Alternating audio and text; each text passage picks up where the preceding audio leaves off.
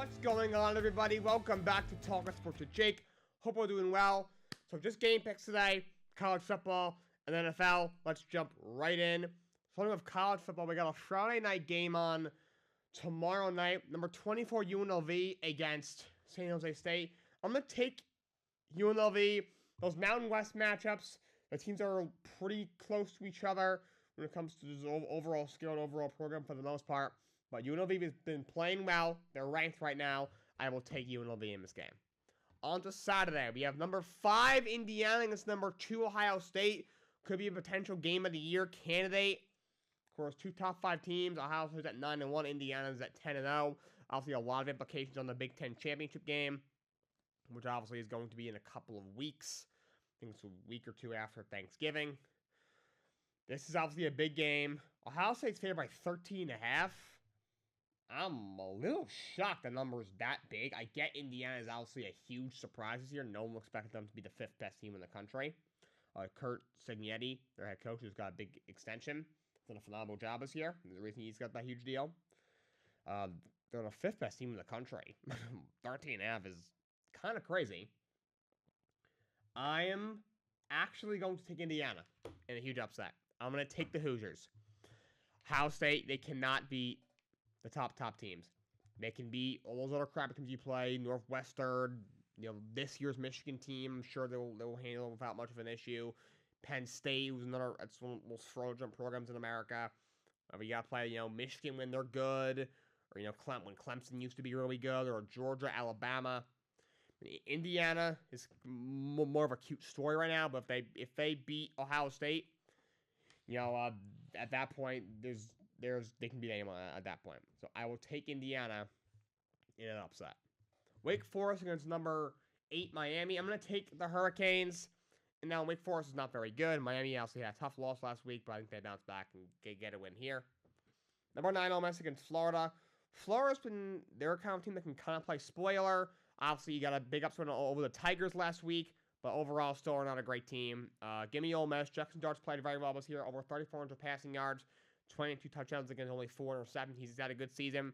Could be a potential draft prospect next year. Maybe not in the first round, but in the later rounds. Could be after the big names are going to go early on in the draft. Not that all these guys are super good, but your Cam Ward, your Shedeur Sanders, guys like that.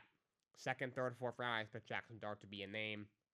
I think Ole Miss gets past the Gare. It's another good team. Number 13, SMU against Virginia. Give me SMU. I think Virginia will hang around. They're a gribby team. They're not exactly a good team. They kind of remind me of Kentucky in the SEC this year and kind of for a while now. But I think they'll hang around. SMU's at -10. It'll probably be about that. Virginia will hang around, but SMU might pull away at the end. SMU is very good this year. I think they grab the win. It's a team that's trying to see if they can get into the ACC championship game.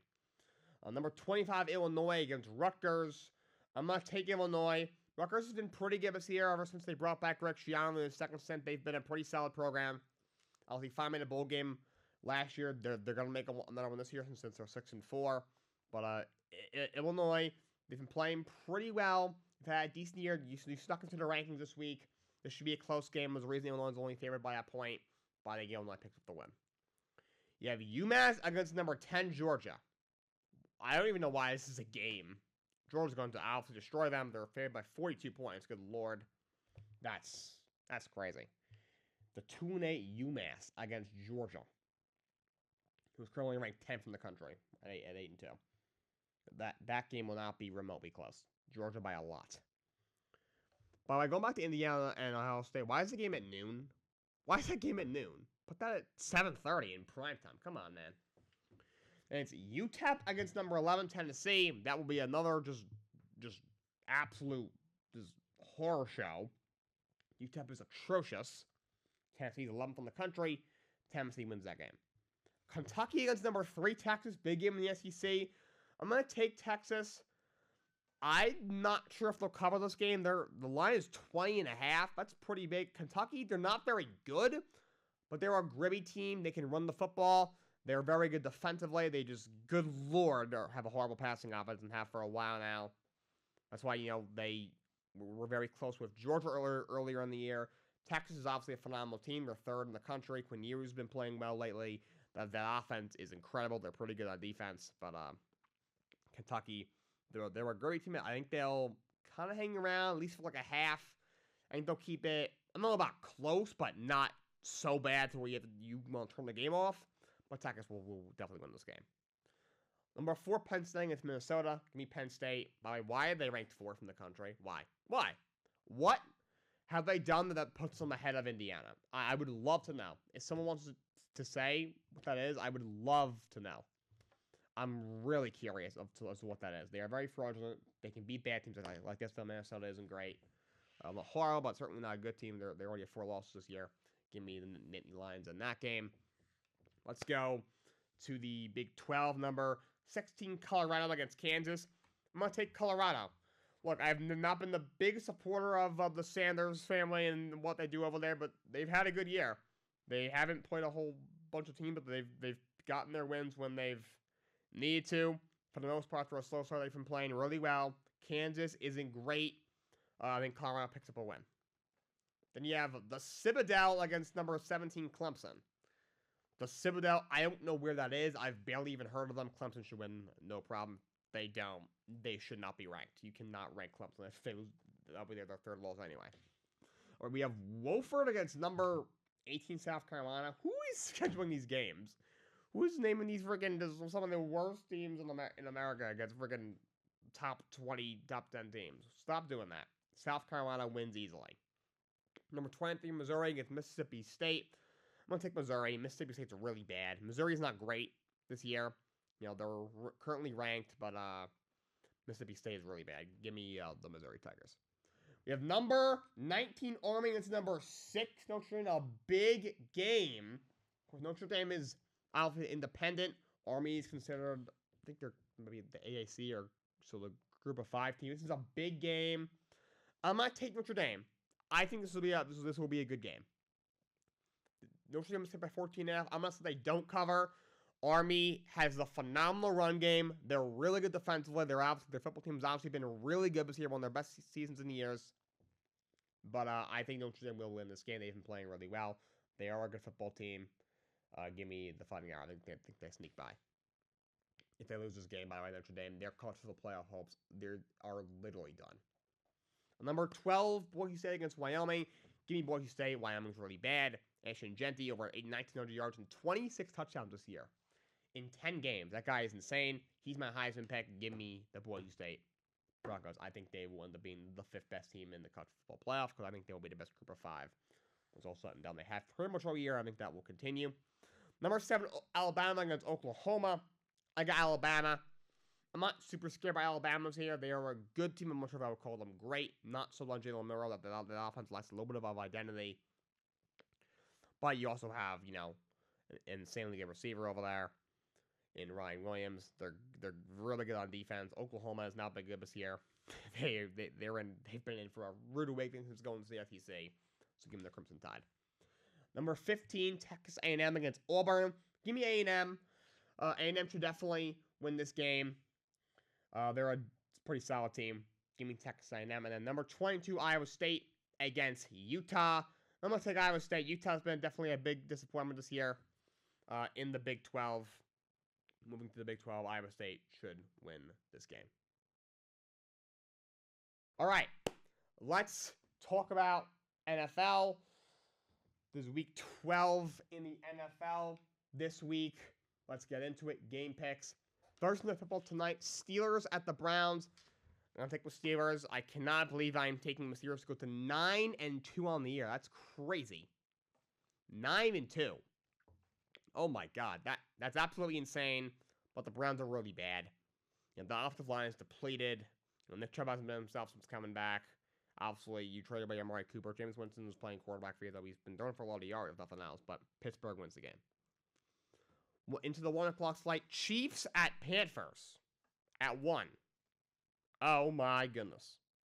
Wow. A lot of people are saying Panthers are going to play spoiler. I don't see it. You know, I don't expect the game to be that close. I don't think it'll be, like, as atrocious as we all thought going into the year. The Chiefs haven't been super overpowering this year. I'll still saying a 9-1, obviously. But Chiefs will win this game. You have the Vikings at the Bears. Give me the Vikings. That Bears team is still dysfunctional. The offense is dysfunctional. Matt Eberflus is a complete clown. Give me the Minnesota Vikings. The Vikings are going to be 9-2 as well. Wow, that's crazy. Titans at the Texans. Game of Texans. Titans are really bad. That offense is dreadful. Will Levis is really bad. That was last game. It wasn't horrible, but give me the Houston Texans. Lions at the Colts. Give me the Detroit Lions. They're just rolling right now. Colts are not great. Anthony Richardson is back in there. He's obviously still really raw. And that team is not very good on defense, especially against the pass. Jared Goff is going to have a field day against them. Give me the Lions to get to 10-1. Patriots at Dolphins. This is a yikes game. It was a bit of a toilet bowl. I'm going to take the Dolphins. They've looked a little bit better the last 2 weeks.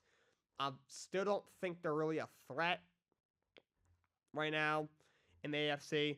If they lose this game, Mike McDaniel's fade to me is pretty much see. I don't see him coming back after that. But Patriots, their defense hasn't been great this year. And Miami's been playing a little bit better. Give me the Dolphins. Bucks at the Giants. Tommy DeVito is back. Obviously, Daniel Jones has been benched. Talked about that on my last show. I'm going to take the Bucks. I can see DeVito making a couple of fun plays. First few games last year, he started 6 games. First, at least 3 or 4, he played pretty well. Then he kind of fizzled out. It was kind of he's more of a cute story, if anything. But give me the Bucks now. So that locker room's a mess. Dable is on the hot seat. Drew Lock is pissed off that they started Tommy DeVito over him. Now they brought in Tim Boyle so they can make Daniel Jones like a healthy scratch. It's a mess over there. They're a mess. Bucks are going to get Mike Evans back this week, which definitely helps a lot as well. Give me the Bucks. Cowboys at the Commanders. Give me the Commanders. Obviously, this is a team. Great story. A lot better than expected, but they are a little fraudulent, obviously. You're 0-4 against teams over 500, but Dallas is so bad this year. Cowboys tend to play well against the Commanders, but they're just so bad. Cooper Rush has looked horrible. They can't run the ball. I say this every week, but it's so true. That defense is so bad. I think Jalen Daniels gets back on track. Commanders pick up a win. 405. Broncos at the Raiders. Good God, this is going to be a snooze fest. Give me Denver. They're better than we all thought. I still don't see them as a contender by any means. They might sneak in the back end of the AFC playoff picture because of how bad the Bengals have been, but they're not anything special. That being said, Bo Nix has been playing really well. He's had a really good rookie year. He's been a lot better than we all thought. The Raiders are unbelievably bad. Give me Denver. 425. 49ers at the Packers. Should be a really good game. And I'm going to take the Packers. Look, everyone's like, oh, the 49ers at some point will figure it out. Are we sure? Are we sure? Because Brock Purdy, this story might be coming to an end. He's got, right now, I know he's got guys in that lineup. Debo he's had pretty much all year. Kittle all but 2 games. Debo about 1 game. Ayuk's out, but Ricky Pearsall is stepping up. You have McCaffrey back. Jordan Mason was doing a great job filling in for him. And he's still at times looking really mediocre. And that defense just, especially in the back end, hasn't looked great. Green Bay, they got a lot of weapons there on offense. They're much better defensive this year. I think the Packers pick up the win. 49ers, I'm not going to lie, they might not make the playoffs. I think they will. But if I was a betting man, I would probably bet on them to still get in. And possibly still win the division. They're only game out of that division. But they are, this team is getting old. Injuries are piling up. Kyle Shanahan is starting to feel the heat. It might be coming to a close. Give me the Packers. Cardinals at the Seahawks. I don't think the Cardinals. They're coming off a bye. They're well rested. They've been playing some good football. Kyler's been a little more consistent lately. He's 3 now since the new game came out that he likes to play, which is shocking.